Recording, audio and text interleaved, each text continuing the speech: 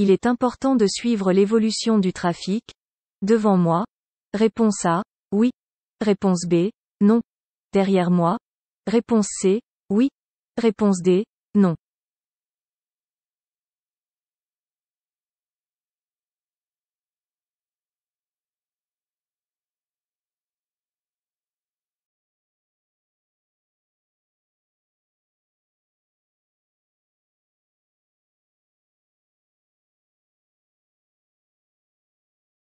Je dois tenir compte du trafic que cela soit devant ou derrière moi. Je dois être vigilant sur ce qu'il se passe autour de moi. Dans le cas où il faut agir rapidement pour éviter une collision. Réponse A et C. Placé où je suis, je peux prendre la direction de Bordeaux. Réponse A, oui. Réponse B, non.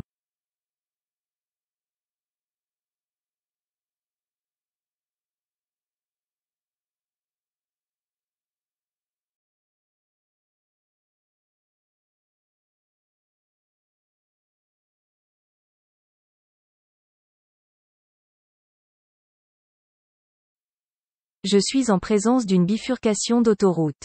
Les deux voies de gauche sont réservées pour la direction de Paris. Sur les panneaux, il est inscrit la distance restante pour me placer avant la bifurcation. Je peux, sans trop tarder, me placer pour prendre la direction de Bordeaux.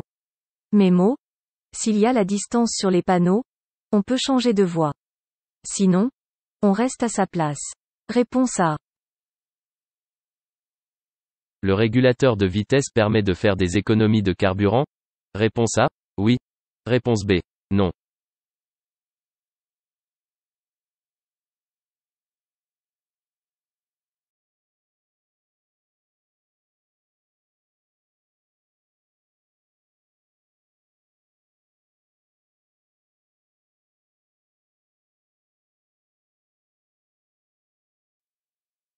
Utiliser les aides à la conduite, comme le régulateur de vitesse, permet de réduire la consommation de carburant.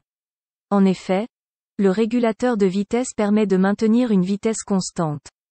Réponse A. Je peux circuler avec les feux de croisement? Réponse A, oui. Réponse B, non.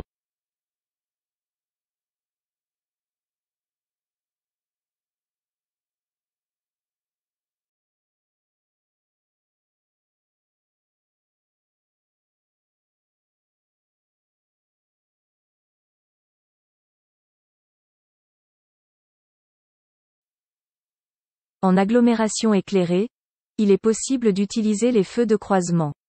Je peux aussi utiliser les feux de position seuls lorsque l'éclairage est suffisant. Réponse A. En plein été, j'essaye de garer mon véhicule. Réponse A, au soleil. Réponse B, à l'ombre.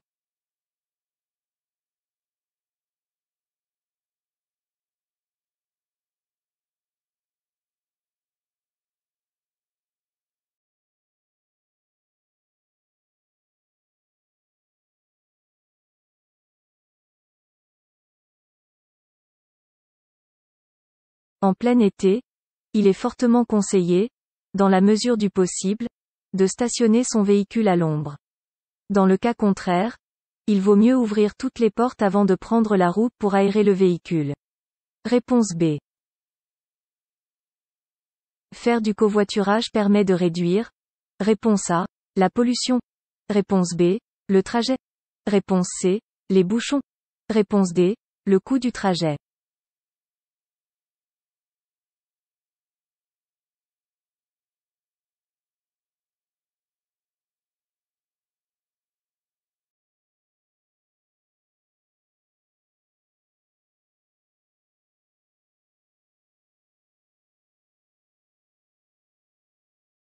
Le covoiturage, c'est faire un trajet à plusieurs avec le même véhicule.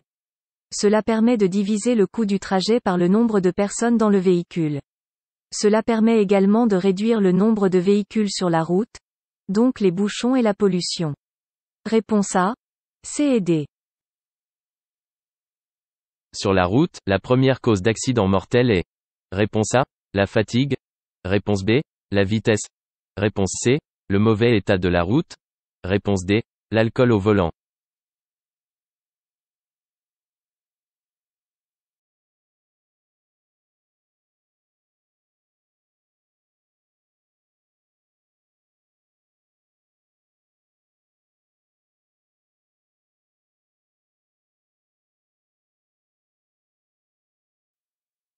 L'alcoolémie positive d'un conducteur est présente dans les accidents causant 28% des tués sur la route.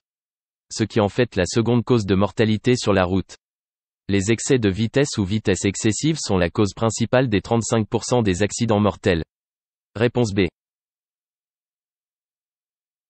Le long du trottoir, je peux m'arrêter. Réponse A, oui. Réponse B, non. Stationner. Réponse C, oui. Réponse D, non.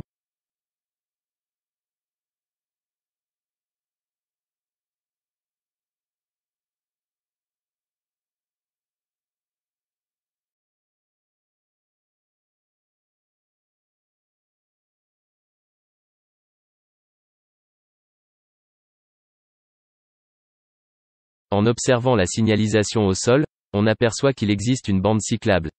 Il faut savoir qu'il est strictement interdit de circuler, s'arrêter ou même stationner dans ces bandes réservées uniquement aux cyclistes. Soit je rentre sur le parking, soit je vais m'arrêter et me stationner plus loin. Réponse B et D. Je suis à hauteur d'une zone d'incertitude. Réponse A, oui. Réponse B, non. D'une zone de danger. Réponse C, oui. Réponse D, non.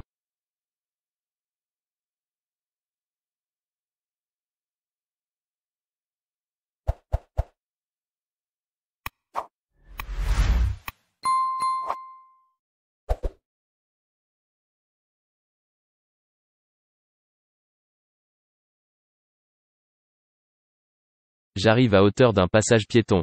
Il faut imaginer que le cycliste peut faire un écart à tout moment. J'aperçois, à gauche, une personne qui traverse. Je suis alors dans une zone d'incertitude. À droite, une camionnette stationnée masque la visibilité du passage piéton et est stationnée sur une bande cyclable. Je suis donc en présence d'une zone de danger. Un piéton pourrait surgir de derrière la camionnette. Je place mon pied au-dessus du frein. Réponse A et C.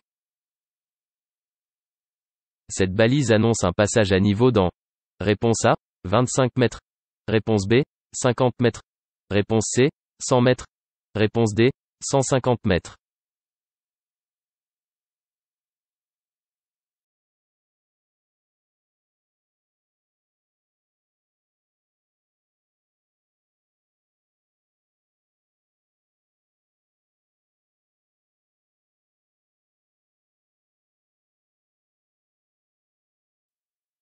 Lorsque l'on m'annonce un passage à niveau, les traits rouges situés sur la balise sous le panneau, correspondent à la distance où se situe le passage.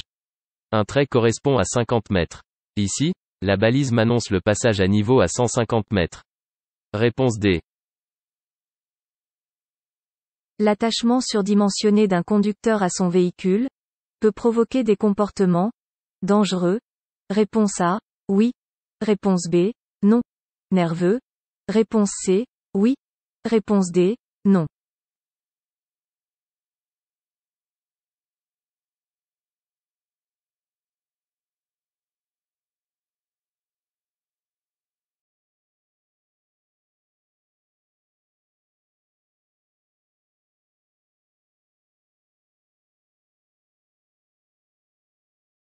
Certains conducteurs sont très attachés à leur véhicule. Cela peut provoquer des comportements dangereux, juste pour éviter d'abîmer leur voiture. Le fait d'être trop attaché à son véhicule peut également provoquer des comportements nerveux et dangereux envers les autres usagers. Réponse A et C. Ce bus est à l'arrêt. Je dépasse très prudemment. Réponse A, oui. Réponse B, non.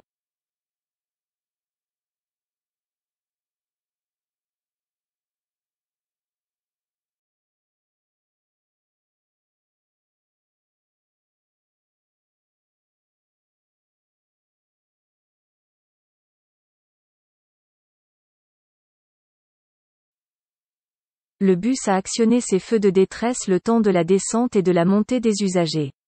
Il est préférable d'éviter de dépasser ce bus. En effet, des piétons peuvent traverser devant lui et les situations, le virage et les marquages au sol, m'en empêchent. Réponse B. Le nouveau titre du permis de conduire. Réponse A, n'a pas de durée de validité. Réponse B, a une durée de validité de 5 ans. Réponse C, a une durée de validité de 10 ans. Réponse D, a une durée de validité de 15 ans.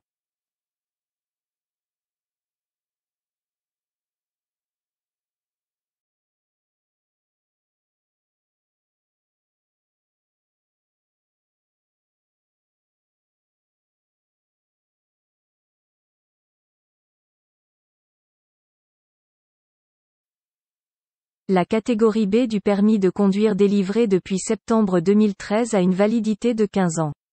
Les permis obtenus avant 2013 n'ont pas de durée de validité. Réponse D. Lors d'un changement de pneumatique et pour augmenter la durée de vie des pneus, on les permute? De l'avant à l'arrière? Réponse A. Oui. Réponse B. Non. Sur un même essieu? Réponse C. Oui. Réponse D. Non.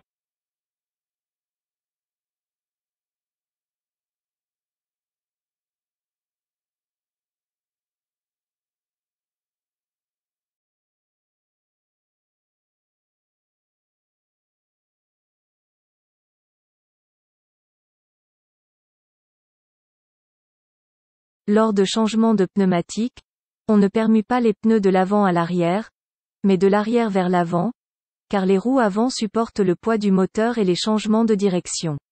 Cela se fait sur le même essieu pour que l'usure soit plus uniforme. Réponse B et C. Le réglage du rétroviseur intérieur permet de voir loin vers l'arrière? Réponse A. Oui. Réponse B. Non. De ne pas être ébloui la nuit avec une manipulation spéciale? Réponse C. Oui. Réponse D. Non.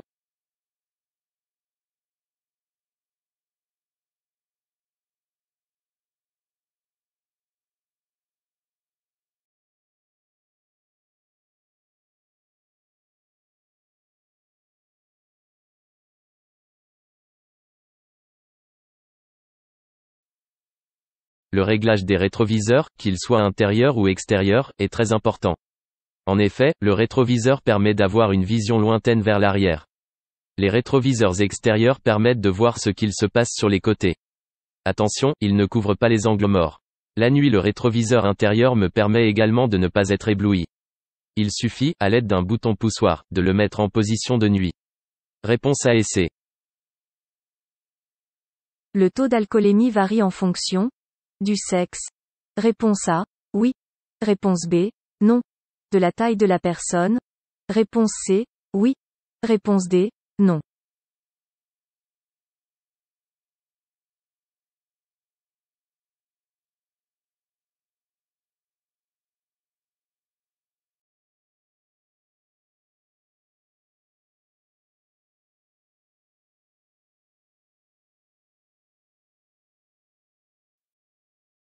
Pour une même quantité consommée, le taux d'alcoolémie varie en fonction du poids, de la taille et du sexe de la personne. Réponse A et C.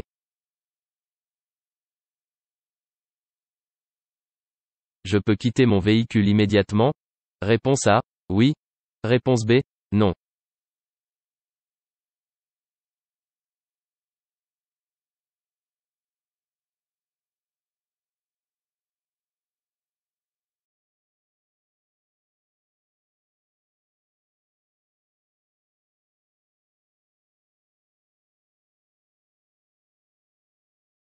Avant de quitter son véhicule, il faut s'assurer de le faire en toute sécurité. D'abord, il faut regarder le rétroviseur intérieur. Ensuite, je prends la poignée de ma portière de la main droite afin de pouvoir regarder correctement dans mon rétroviseur gauche et l'angle mort avant de quitter mon véhicule. Un cycliste arrive, j'attends avant d'ouvrir la portière. Réponse B. Ma voiture a 5 ans. J'ai dû réaliser le dernier contrôle technique il y a. Réponse A. 6 mois. Réponse B. 1 an. Réponse C. 2 ans. Réponse D. 4 ans.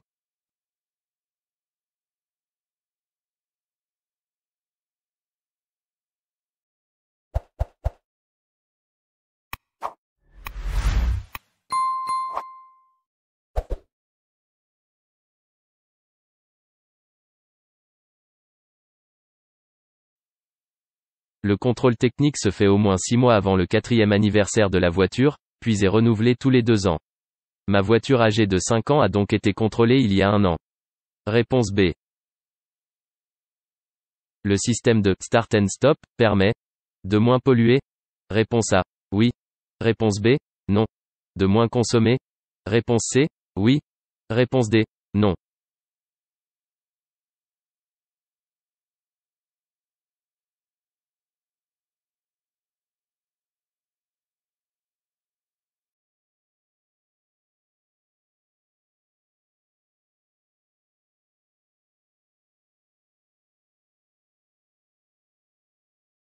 Contrairement à ce que l'on pense souvent, les moteurs actuels, plus performants, supportent très bien les arrêts intempestifs. Il faut donc adapter notre comportement à ce nouvel équipement qu'est le Start and Stop. Un moteur qui tourne inutilement consomme du carburant inutilement. Le système du Start and Stop se gère tout seul, via l'arrêt et le démarrage du moteur, ce qui permet moins de consommation donc moins de pollution. Réponse A et C. L'airbag complète l'action de la ceinture de sécurité. Réponse A, oui. Réponse B, non. Peut remplacer la ceinture à faible allure. Réponse C, oui. Réponse D, non.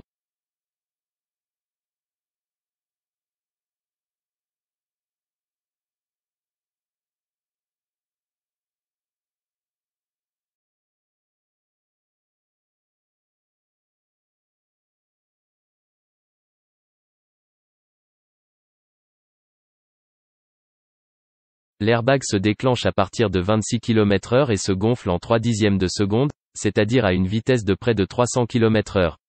Il est complémentaire de la ceinture de sécurité mais ne la remplace pas. Réponse A et D. Je peux faire un arrêt sur le bas-côté de gauche. Réponse A, oui. Réponse B, non.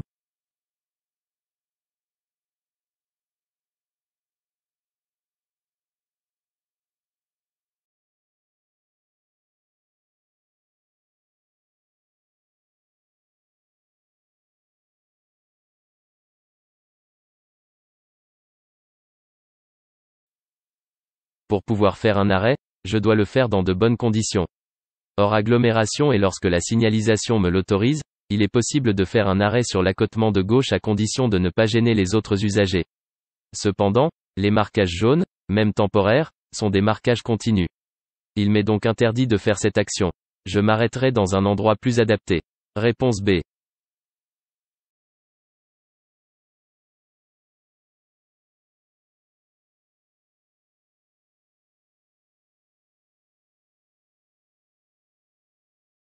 Je dois augmenter la vitesse des essuie-glaces. Réponse A, oui. Réponse B, non. Allumer les feux de croisement. Réponse C, oui. Réponse D, non.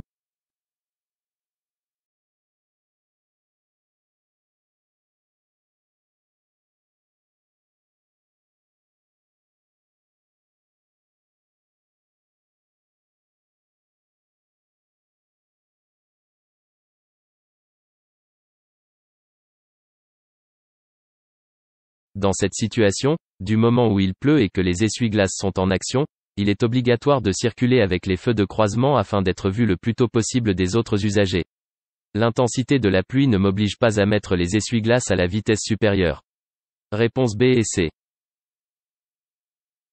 Je reçois un appel. Je peux décrocher via des écouteurs. Réponse A, oui. Réponse B, non. Via la fonction Bluetooth. Réponse C, oui. Réponse D, non.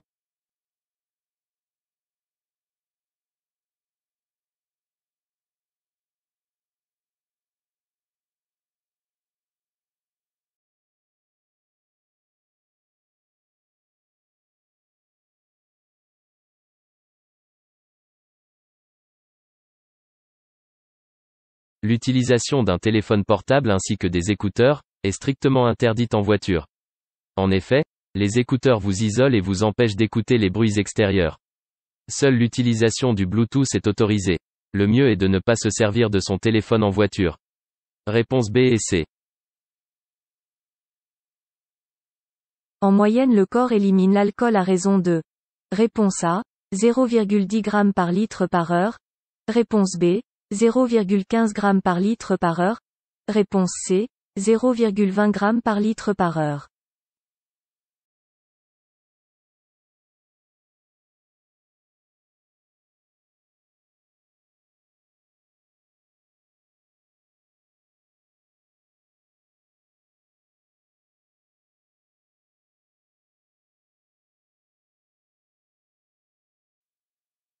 Dans notre corps, c'est le foie qui élimine l'alcool. Il faut retenir que le foie élimine 0,15 g par heure.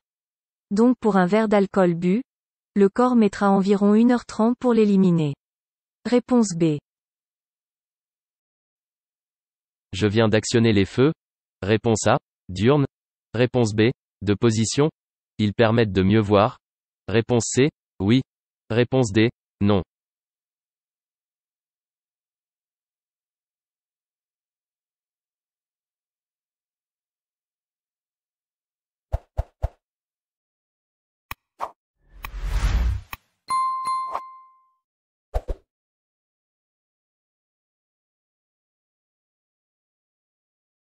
Cette commande permet de régler les feux. Ici, je viens d'actionner les feux de position. Ils permettent uniquement d'être vus des autres usagers, mais pas de mieux voir. Vous devez les allumer dès que la luminosité décline légèrement. Réponse B et D. Le champ de vision varie en fonction de la vitesse. Réponse A. Oui. Réponse B. Non. De l'utilisation du GPS. Réponse C. Oui. Réponse D. Non.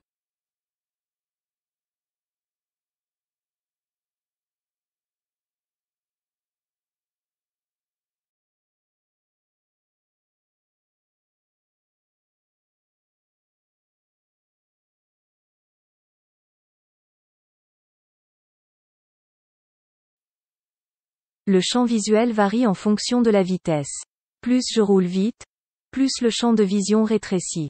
À 40 km/h, notre champ de vision est de 100 degrés. À 70 km/h, il est de 75 degrés et à 130 km/h il n'est plus que de 30 degrés. Le GPS n'altère pas notre champ de vision. Réponse A et D. Je peux m'engager immédiatement derrière le piéton. Réponse A. Oui. Réponse B. Non.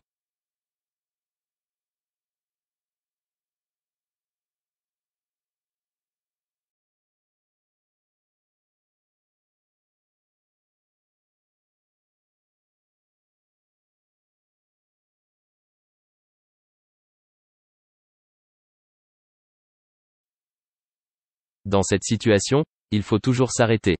Il ne faut jamais chercher à passer tout de suite derrière le piéton.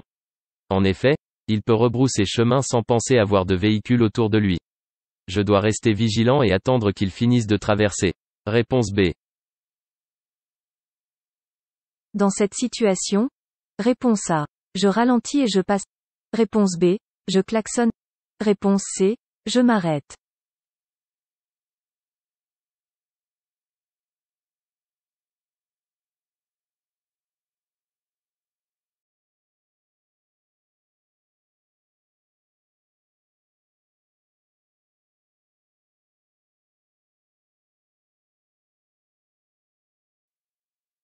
En observant la situation, un piéton avec un chargement désire traverser.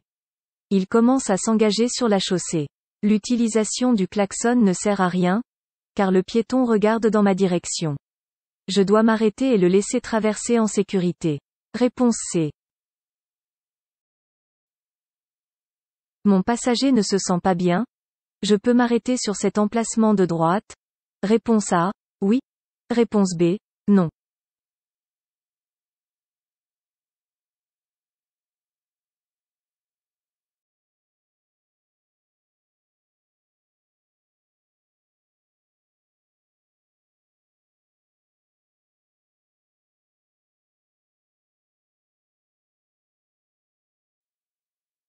Mon passager ne se sent pas bien, il faut s'arrêter le plus tôt possible.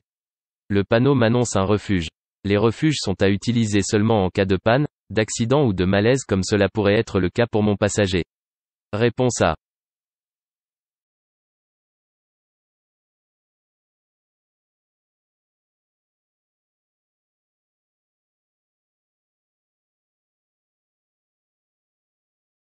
Face à cette situation, je maintiens mon allure. Réponse A. Oui. Réponse B. Non. Je diminue ma distance de sécurité. Réponse C. Oui. Réponse D. Non.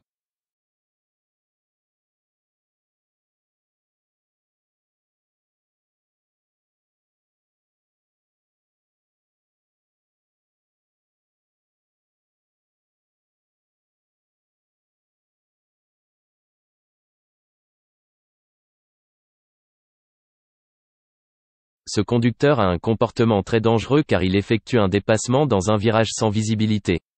Par conséquent, il est obligé de se rabattre rapidement car un véhicule arrive en face. Face à son comportement, je dois ralentir et augmenter ma distance de sécurité. Il faut toujours anticiper et se préparer à ce qu'il pourrait se produire. Réponse B et D. Le croisement va être compliqué. Réponse A, je continue. Réponse B, je m'arrête.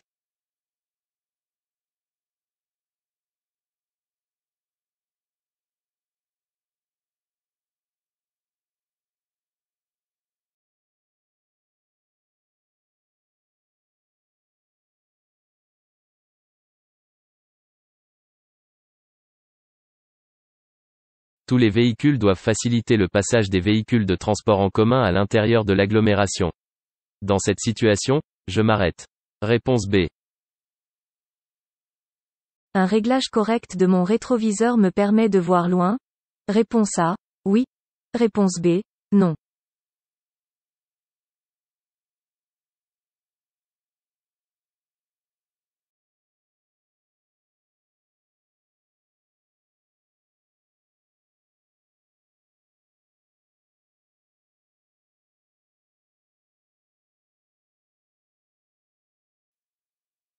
Un véhicule est en général équipé de 3 rétroviseurs.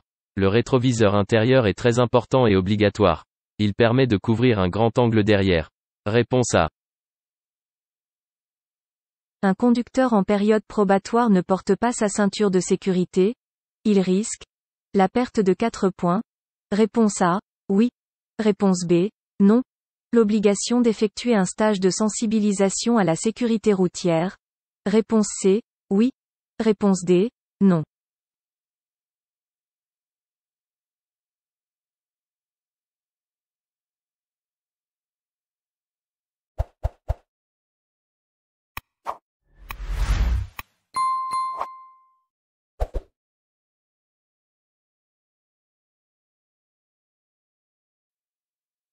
Lorsqu'un conducteur en période probatoire commet une infraction comme le non-port de la ceinture de sécurité, il risque une amende et un retrait de 3 points.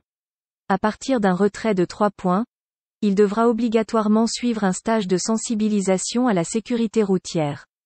Réponse B et C. Quels sont les 3 facteurs d'accidents mortels sur la route concernant les jeunes de 18 à 24 ans? Réponse A. L'alcool. Réponse B. La vitesse. Réponse C. La fatigue. Réponse D. L'entretien du véhicule.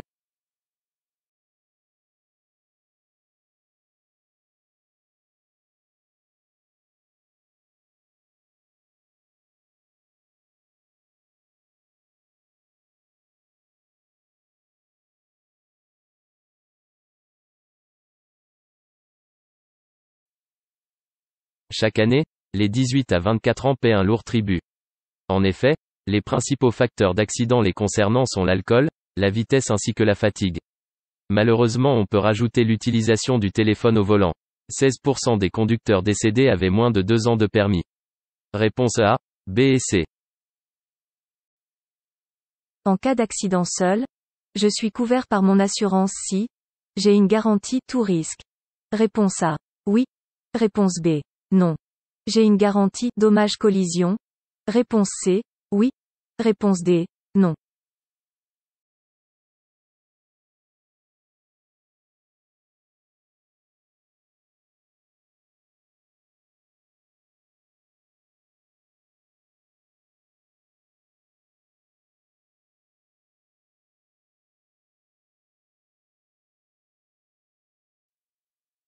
En cas d'accident seul et si j'ai souscrit un contrat dit tout risque auprès de mon assurance, celle-ci prendra en charge la totalité des frais dus à l'accident.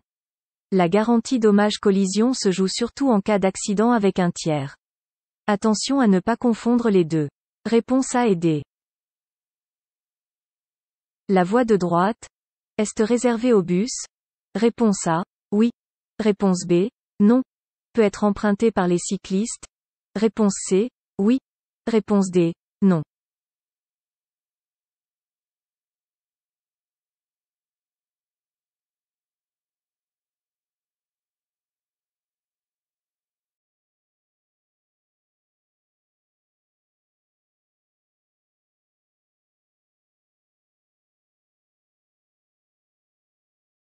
Le marquage au sol indique que la voie de droite est réservée aux bus. Le symbole du cycliste au sol précise que les cyclistes peuvent également emprunter la voie réservée aux bus. Réponse A et C. Une alcoolémie de 0,20 mg par litre d'air expiré correspond à. Réponse A, 0,10 g d'alcool par litre de sang. Réponse B, 0,20 g d'alcool par litre de sang. Réponse C, 0,40 g d'alcool par litre de sang.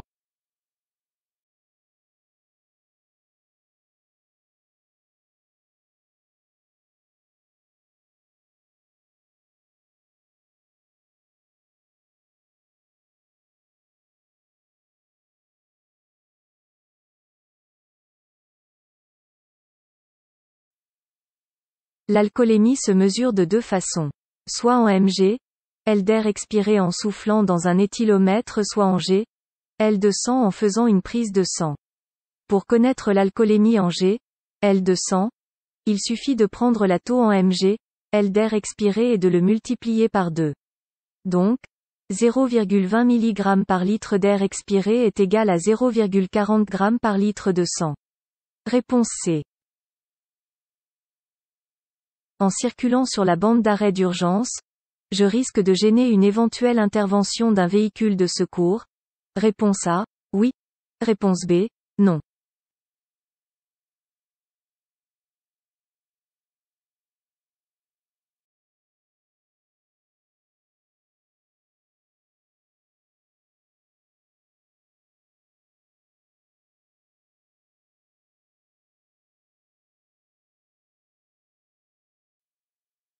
À droite se trouve la bande d'arrêt d'urgence.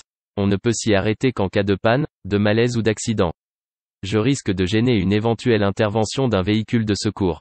En cas de circulation sur la bande d'arrêt d'urgence, je risque une perte de 3 points sur le permis de conduire, ainsi qu'une amende de 135 €. Réponse A. Dans cette situation, je peux circuler avec les feux de position seuls. Réponse A, oui. Réponse B, non. Les feux de route. Réponse C, oui. Réponse D, non.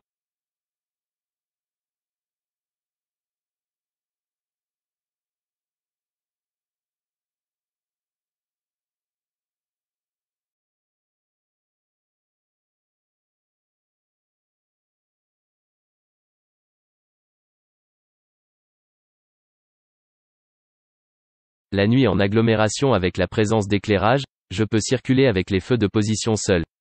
Il est également possible de circuler avec les feux de croisement afin d'être vu le plus tôt possible. Attention, l'usage des feux de route est strictement interdit lorsqu'il y a de l'éclairage. Réponse A et C. Je diminue la pression de mes pneus lorsque je roule sur route mouillée. Réponse A, oui. Réponse B, non. Sur route enneigée. Réponse C, oui. Réponse D, non.